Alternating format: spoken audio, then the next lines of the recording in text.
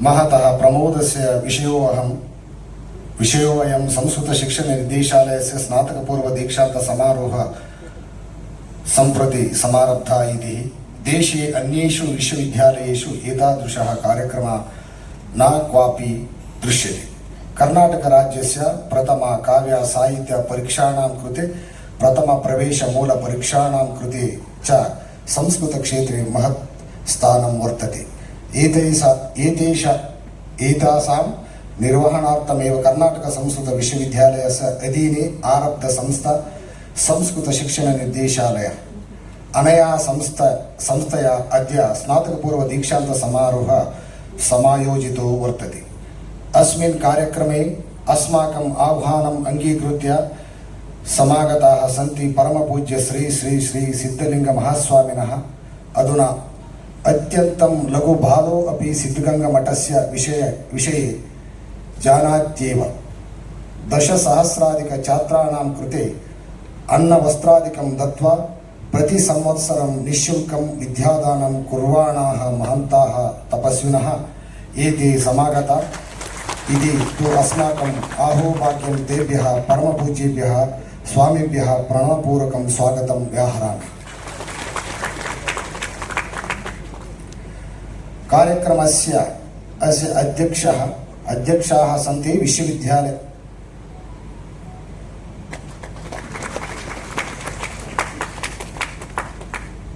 अध्यक्षाः सन्ति दारि। ಕರ್ನಾಟಕ ರಾಜ್ಯದ ಸಂಸ್ಕೃತ ವ್ಯವಸ್ಥೆಗೆ ಹೊಸದಾರಿ ಕಲ್ಪಿಸಲೆಂದೇ ಕರ್ನಾಟಕ ಸಂಸ್ಕೃತ ವಿಶ್ವವಿದ್ಯಾಲಯವು ಸ್ಥಾಪನೆಯಾಗಿದ್ದು, ಅದರ ಮೂಲಕ ಶಾಸ್ತ್ರ ವೇದಾಂತ ಅಧ್ಯಯನಾಕಾಂಕ್ಷಿ ವಿದ್ಯಾರ್ಥಿಗಳು ಸ್ನಾತಕೋತ್ತರ ಅಧ್ಯಯನ ಸಂಶೋಧನೆಗಳನ್ನು ನಡೆಸಲು ಯೋಗ್ಯವಾದ ನೂತನ ವ್ಯವಸ್ಥೆಯು ರಾಜ್ಯದಲ್ಲಿ ನಿರ್ಮಿಸಲ್ಪಟ್ಟಿದೆ. ಸ್ನಾತಕಪೂರ್ವ ಅಧ್ಯಯನವಾದ ಸಂಸ್ಕೃತ ಪ್ರಥಮ ಕಾವ್ಯ ಸಾಹಿತ್ಯ ಮತ್ತು ವೇದ ಪ್ರಥಮ ಮೂಲ ತರಗತಿಗಳು ನಿರ್ವಹಣೆಗಾಗಿ ಸಂಸ್ಕೃತ ವಿಶ್ವವಿದ್ಯಾಲಯದ ಅಧೀನದಲ್ಲಿ 15/6/2021 ಸಂಸ್ಕೃತ ಶಿಕ್ಷಣ ನಿರ್ದೇಶಾಲಯವು ಸ್ಥಾಪಿಸಲಾಯಿತು. ಸಂಸ್ಕೃತ ಕ್ಷೇತ್ರದಲ್ಲಿ ವಿಶಾಲ ತಳಹದಿಯ ಮೇಲೆ ಉತ್ತರೋತ್ತರ ಅಭಿವೃದ್ಧಿಯನ್ನು ಹೊಂದುತ್ತಿರುವ ವಿಶ್ವವಿದ್ಯಾಲಯಕ್ಕೆ ಸಂಸ್ಕೃತ ಶಿಕ್ಷಣ ನಿರ್ದೇಶಾಲಯವು ಪೂರಕವಾಗಿ ನಿಂತಿದೆ.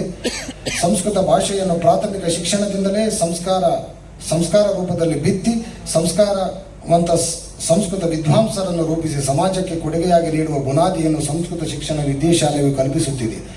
ಸಂಸ್ಕೃತ ಭಾಷಾಭಿಮಾನಿಗಳ ಸಹಕಾರದಿಂದ ಸಂಸ್ಕೃತ ಶಿಕ್ಷಣ ನಿರ್ದೇಶಾಲಯವು ಸಾಧನೆ 15 ವರ್ಷಗಳ ಪಥವನ್ನು ಕ್ರಮಿಸಿ ಮುನ್ನಡೆಯುತ್ತಿದೆ. ಸನ್ಮಾನ್ಯ ಕುಲಪತಿಗಳಾದ ಡಾಕ್ಟರ್ ಎಸ್ ಅಹಲ್ಯ ಅವರ ಸಮರ್ಥ ಮಾರ್ಗದರ್ಶನದಲ್ಲಿ ನಿರ್ದೇಶಾಲಯವು ಸಂಸ್ಕೃತೋತ್ಸವ, ಸೇತುಬಂಧ, ಪುನಶ್ಚೇತನ ಶಿಬಿರ, ಅಸ್ಮಾಕಂ ಸಂಸ್ಕೃತಂ ಸೇರಿದಂತೆ 10 ಹಲವು ವಿನೂತನ ಯೋಜನೆಗಳನ್ನು ಹಮ್ಮಿಕೊಂಡು ಕಾರ್ಯಗತಗೊಳಿಸಲ್ಪಟ್ಟಿದೆ. ಕೋವಿಡ್ ಸಂದರ್ಭವನ್ನು ಹೊರತುಪಡಿಸಿ ಸಂಸ್ಕೃತ ಶಿಕ್ಷಣ ನಿರ್ದೇಶಾಲಯವು 2010-11ನೇ ಸಾಲಿನಿಂದ ಪ್ರತಿ ವರ್ಷವೂ ಸ್ನಾತಕ ಪೂರ್ವ ದೀಕ್ಷಾಂತ ಸಮಾರೋಹವನ್ನು ಆಚರಿಸಿಕೊಂಡು ಬರುತ್ತಿದೆ.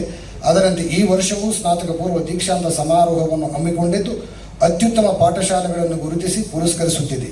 ಜೊತೆಗೆ ಪಾಠಶಾಲೆಗಳಲ್ಲಿ ಸೇವೆ ಸಲ್ಲಿಸಿ ನಿವೃತ್ತರಾದ ಶಿಕ್ಷಕರನ್ನು ಅಭಿನಂದಿಸಲಾಗುತ್ತಿದೆ. ಈ ಕಾರ್ಯಕ್ರಮಕ್ಕೀಗ 15ರ ಸಂಭ್ರಮ. ಸಂಸ್ಕೃತ ಸೇವೆ ಮಾಡಿದ ವಿದ್ವಾಂಸರನ್ನು ಸನ್ಮಾನಿಸಿ ಕೃತಜ್ಞತೆಯನ್ನು ಅರ್ಪಿಸಲು ಇದೊಂದು ಸದಾವಕಾಶ. ಹಾಗೆಯೇ ಉತ್ತಮ ಪಾಠಶಾಲೆಗಳನ್ನು ಗುರುತಿಸಿ ಪ್ರೋತ್ಸಾಹಿಸುವ ಸುದಿನ.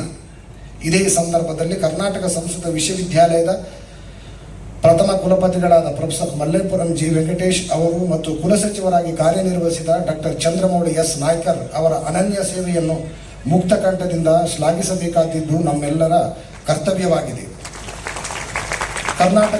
ಕರ್ನಾಟಕ ಸರ್ಕಾರದ ಸಾರ್ವಜನಿಕ ಶಿಕ್ಷಣ ಇಲಾಖೆ ಅಡಿಯಲ್ಲಿ ಕಾರ್ಯನಿರ್ವಹಿಸುತ್ತಿದ್ದ ರಾಜ್ಯದ ಸಂಸ್ಕೃತ ಕಾಲೇಜುಗಳು, ಪಾಠಶಾಲೆಗಳು ಸಂಸ್ಕೃತ ವಿಶ್ವವಿದ್ಯಾಲಯಕ್ಕೆ ಹಸ್ತಾಂತರಗೊಂಡಾಗ ಅವುಗಳ ಶೈಕ್ಷಣಿಕ ಆಡಳಿತಕ್ಕೆ ಹೊಸ ಆಯಾಮವನ್ನು ನೀಡಿದವರು ಈ ಇಬ್ಬರು ಹಿರಿಯ ದಕ್ಷ ಅಧಿಕಾರಿಗಳು. ಮುಂದುವರೆದು ವಿಶ್ವವಿದ್ಯಾಲಯದ ಕುಲಪತಿಗಳಾಗಿ ಕಾರ್ಯನಿರ್ವಹಿಸಿದ ಪ್ರೊಫೆಸರ್ ಪದ್ಮಾಶೇಖರ್ ಮತ್ತು ಪ್ರೊಫೆಸರ್ ಕೆ.ಇ. ದೇವನಾಥನ್ ಅವರು ಸಹ ನಿರ್ದೇಶಾಲಯದ ಆಡಳಿತವು ಸುಗಮವಾಗಿ ನಡೆಸಲು ಅವಶ್ಯಕವಾದ ಮಾರ್ಗದರ್ಶನವನ್ನು ನೀಡಿದರು. ಸಂಸ್ಕೃತ ಶಿಕ್ಷಣ ನಿರ್ದೇಶಾಲಯವು ಸ್ಥಾಪನೆಯಾದ ನಂತರ ನಿರ್ದೇಶಕರಾಗಿ ಕಾರ್ಯನಿರ್ವಹಿಸಿದ ನಿರ್ದೇಶಾಲಯವನ್ನು ಯಶಸ್ವಿಯಾಗಿ ಮುನ್ನಡೆಸಿದ professor Srinivasa Varakedi, professor V Girishchandra, doctor R Pagoji ಅವರಿಗೂ ಈ ಸಂದರ್ಭದಲ್ಲಿ ನಾನು ವಿಶೇಷವಾಗಿ ಕೃತಜ್ಞತೆಗಳನ್ನು ಸಲ್ಲಿಸುತ್ತೇನೆ.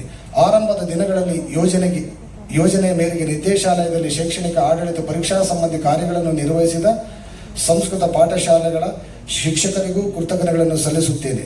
ನಿರ್ದೇಶಾಲಯವು ನಡೆಸುವ ಸಂಸ್ಕೃತ ಪ್ರಥಮ ಕಾವ್ಯ ಸಾಹಿತ್ಯ ಹಾಗೂ ವೇದ ಪ್ರಥಮ ಪ್ರವೇಶ ಮೂಲ ತರಗತಿಗಳ ಪರೀಕ್ಷೆಗಳು ಯಾವುದೇ ತೊಂದರೆಗಳಿಲ್ಲದೆ ಶಿಸ್ತುಬದ್ಧವಾಗಿ ನಡೆಯುತ್ತಿವೆ. ಪಾಠಶಾಲೆಗಳ ಫಲಿತಾಂಶವು ಉತ್ತಮವಾಗುತ್ತಿದೆ. ನಿರ್ದಿಷ್ಟ ಅವಧಿಯೊಳಗೆ ಪರೀಕ್ಷಾ ಫಲಿತಾಂಶವನ್ನು ಪ್ರಕಟಿಸಲಾಗುತ್ತಿದೆ. ಅಂಕಪಟ್ಟಿಗಳನ್ನು ವಿತರಿಸಲಾಗುತ್ತಿದೆ.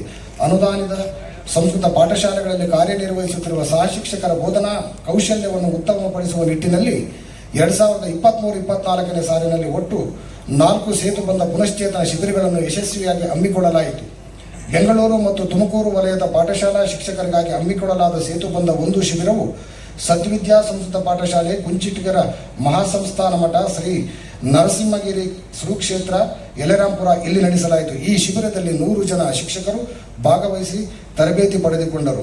ತುಮಕೂರು ಮತ್ತು ಕಲಬುರಗಿ ವಲಯದ ಪಾಠಶಾಲಾ ಶಿಕ್ಷಕರಿಗಾಗಿ ಹಮ್ಮಿಕೊಳ್ಳಲಾದ ಸೇತುಬಂಧ 2 ಶಿಬಿರವು ಶ್ರೀ ಪಿರಂಗಿ ಸ್ವಾಮಿ ಸಂಸ್ಕೃತ ಪಾಠಶಾಲೆ, ಶ್ರೀ ಅಂಕನಹಳ್ಳಿ ಮಠ, ಕುಣಿಗಲ್ ತಾಲೂಕು ಇಲ್ಲಿ ನಡೆಯಿತು. ಈ ಶಿಬಿರದಲ್ಲಿ 100 ಶಿಕ್ಷಕರು ಭಾಗವಹಿಸಿ ತರಬೇತಿ ಪಡೆದರು. ಮೈಸೂರು, ಧಾರವಾಡ, ಬೆಳಗಾವಿ ವಲಯದ ಪಾಠಶಾಲಾ ಶಿಕ್ಷಕರಿಗೆ ಹಮ್ಮಿಕೊಳ್ಳಲಾದ ಸೇತುಬಂಧ 3 ಮತ್ತು 4 ಶಿಬಿರಗಳು ಶ್ರೀ ಪದ್ಮರಾಜ ಸಂಸ್ಕೃತ ಪಾಠಶಾಲೆ, ಶ್ರೀ ಪದ್ಮರಾಜ ವಿದ್ಯಾವರ್ಧಕ ಸಂಸ್ಥೆ, ಸಾರಂಗಮಠ, ಸಿಂದಗಿ ತಾಲೂಕು ಇಲ್ಲಿ ಹಮ್ಮಿಕೊಳ್ಳಲಾಗಿತ್ತು. ಈ ಶಿಬಿರದಲ್ಲಿ 3 ವಲಯದ 250 ಶಿಕ್ಷಕರು ಭಾಗವಹಿಸಿದ್ದರು. ಸಂಸ್ಕೃತ ಶಿಕ್ಷಣ ನಿರ್ದೇಶಾಲಯವು ಅನುದಾನಿತ ಸಂಸ್ಕೃತ ಪಾಠಶಾಲಾ ಶಿಕ್ಷಕರನ್ನು ಸಂಪನ್ಮೂಲ ವ್ಯಕ್ತಿಗಳನ್ನಾಗಿ ರೂಪಿಸುವ ನಿಟ್ಟಿನಲ್ಲಿ ಬೆಂಗಳೂರಿನ ಸಂಸ್ಕೃತ ಭಾರತಿ ಸಂಸ್ಥೆಯಲ್ಲಿ 2 ದಿನಗಳ ಕಾರ್ಯಾಗಾರವನ್ನು ಯಶಸ್ವಿಯಾಗಿ ನಡೆಸಿತು. ಈ ಕಾರ್ಯಾಗಾರದಲ್ಲಿ 40 ಶಿಕ್ಷಕರು ಭಾಗವಹಿಸಿದ್ದರು. ಪ್ರಸ್ತುತ ನಿರ್ದೇಶಾಲಯದ ಅಡಿಯಲ್ಲಿ ಒಟ್ಟು 275 ಅನುದಾನಿತ ಸಂಸ್ಕೃತ ಪಾಠಶಾಲೆಗಳು, 300ಕ್ಕೂ ಹೆಚ್ಚು ಅನುದಾನಿತ ಸಂಸ್ಕೃತ ಪಾಠಶಾಲೆಗಳು ಕಾರ್ಯನಿರ್ವಹಿಸುತ್ತಿವೆ. ಅನುದಾನಿತ ಸಂಸ್ಕೃತ ಪಾಠಶಾಲೆಗಳಲ್ಲಿ 30/12/2022 ಒಳಗೆ ನಿಧನ, ವಯೋನಿವೃತ್ತಿ, ರಾಜೀನಾಮೆಯಿಂದ ಖಾಲಿಯಾಗಿರುವ ಸಹಶಿಕ್ಷಕ ಹುದ್ದೆಗಳನ್ನು ನಿಯಮಾನುಸಾರ ನೇಮಕಾತಿ ಮಾಡಿಕೊಳ್ಳಲು ಕರ್ನಾಟಕ ಸರ್ಕಾರವು ಅನುಮತಿ ನೀಡಿದ್ದು, ಅದರಂತೆ ಕಳೆದ 3 ವರ್ಷಗಳಿಂದ ಇದುವರೆಗೂ ಒಟ್ಟು 45 ನೂತನ ಶಿಕ್ಷಕರ ನೇಮಕಾತಿಯನ್ನು ಹೊಂದಿದ್ದಾರೆ. ಪ್ರಸಕ್ತ ಒಟ್ಟು 494 ಶಿಕ್ಷಕರು ಅನುದಾನಿತ ಸಂಸ್ಕೃತ ಪಾಠಶಾಲೆಗಳಲ್ಲಿ ಕಾರ್ಯನಿರ್ವಹಿಸುತ್ತಿದ್ದಾರೆ. ಒಟ್ಟಿನಲ್ಲಿ ಸಂಸ್ಕೃತ ಶಿಕ್ಷಣ ನಿರ್ದೇಶಾಲಯವು ಅನೇಕ ಶೈಕ್ಷಣಿಕ ಮತ್ತು ಆಡಳಿತಾತ್ಮಕ ಸುಧಾರಣೆಗಳನ್ನು ಕೈಗೊಳ್ಳುವುದರ ಮೂಲಕ ಸಾಕಷ್ಟು ಮುನ್ನಡೆಯನ್ನು ಸಾಧಿಸಿದೆ. ಎಲ್ಲ ಪಾಠಶಾಲಾ ಆಡಳಿತ ಮಂಡಳಿಗಳ, ಸಂಸ್ಕೃತ ಶಿಕ್ಷಕರ ಮತ್ತು ಸಾರ್ವಜನಿಕರ ಸಹಕಾರವನ್ನು ಈ ಸಂದರ್ಭದಲ್ಲಿ ವಿಶೇಷವಾಗಿ ಸ್ಮರಿಸುತ್ತೇನೆ. ಶುಭಮಸ್ತು. ಜಯಿತು ಭಾರತಂ, ಜಯಿತು ಸಂಸ್ಕೃತಂ.